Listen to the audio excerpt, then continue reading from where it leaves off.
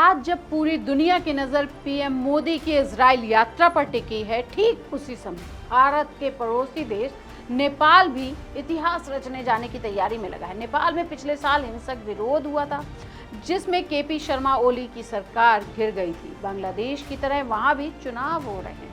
नेपाल में 5 मार्च को आम चुनाव होने हैं। ये चुनाव भारत के लिए बहुत खास माना जा रहा है। एक तरफ नेपाल भारत का पड़ोसी तो है ही, साथ ही नेपाल के इस चुनाव में जिन चेहरों ने दुनिया का ध्यान खींचा है उसमें खास है बालेन्द्र शाह। उन्हें बालेन भी कहते हैं। बालेन का भारत से खास रिश्ता है, वह भारत के करीबी माने जाते हैं। बालेन का भारत के लिए खास होने की वजह है उनका भारत से पढ़ा होना। बालेन ने भारत से इंजीनियरिंग की पढ़ाई की।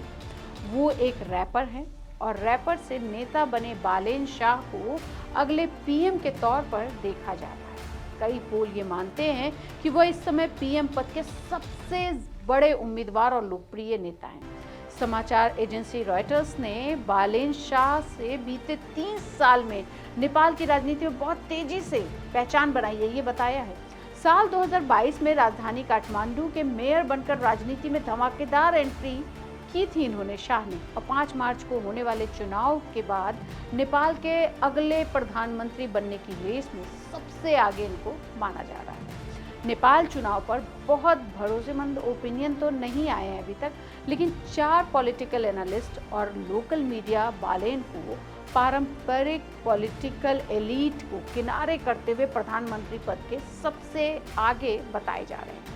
काठमांडू यूनिवर्सिटी के प्रोफेसर विपिन अधिकारी का कहना है कि बालेन शाह इतने पॉपुलर हैं कि काठमांडू को उनका शहर बताने वाले पोस्टर बसों पर दिखना आम बात है। नेपाल चुनाव का अभी बस तो नहीं है, पर भारत की रणनीति और जियोपॉलिटिक्स के लिए नेपाल बहुत अहम है। नेपाल की लोकल मीडिया बालेन को पारंपरिक पॉलिटिकल एलीट को किनारे करते हुए प्रधानमंत्री पद के लिए सबसे बड़ा उम्मीदवार बता रही है। अगर बालेन सत्ता में आ जाते हैं तो यह नेपाल पॉलिटिक्स को एक नया रूप देगा, साथ ही नेपाल की दशा और दिशा भी बदलेगी। नेपाल में कुछ पुरानी पार्टियों का दबदबा सालों से है। बालेन की राष्ट्रीय स्वतंत्र पार्टी आरएसपी देश के लोगों के लिए नया और सेंट्रिस्ट रुझान वाला दल है। बालेन शाह की लोकप्रियता का एक बड़ा कारण काठमांडू के मेयर के तौर पर उनके किए गए काम है। इसमें शहरी इंफ्रास्ट्रक्चर को बेहतर बनाने, वेस्ट मैनेजमेंट और हेल्थ केयर जैसी सर्विस की डिलीवरी पक्का करना शामिल है। उन्होंने आम चुनाव लड़ने के लिए जनवरी में मेयर पद से इस्तीफा तक दे दिया था और इस वजह से वो जितना भी काम किया है उससे लोग बहुत उत्साहित हैं। बालेन शाह ने प्रेस कॉन्फ्रेंस करने या मीडिया में आने की बजाय सोशल मीडिया को लोगों से जुड़ने का तरीका अपनाया। उनके सोशल मीडिया पर लाखों की तादाद में फॉलोअर्स हैं और वह सीधे युवा नेपालियों से बात करते हैं, जुड़ते हैं, उनकी बातों का जवाब देते हैं, अपने छोटे छोटे मैसेज के जरिए युवाओं से जुड़े रहते हैं। बालेन शाह के पिता एक आयुर्वेदिक डॉक्टर थे और वहाँ काम करते थे और माँ होम मेकर।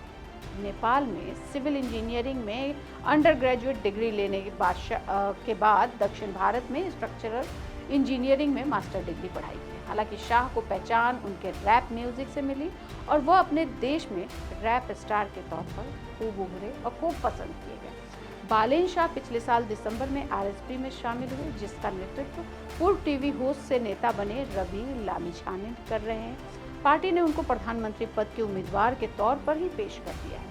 आरएसपी ने 12 लाख नौकरियां पैदा करने और माइग्रेशन को कम करने का वादा किया है। देश में बेरोजगारी और अर्थव्यवस्था पर भी पार्टी ने बड़े वादे किए हैं और इससे भारत अपने आप को जुड़ा हुआ महसूस कर रहा है।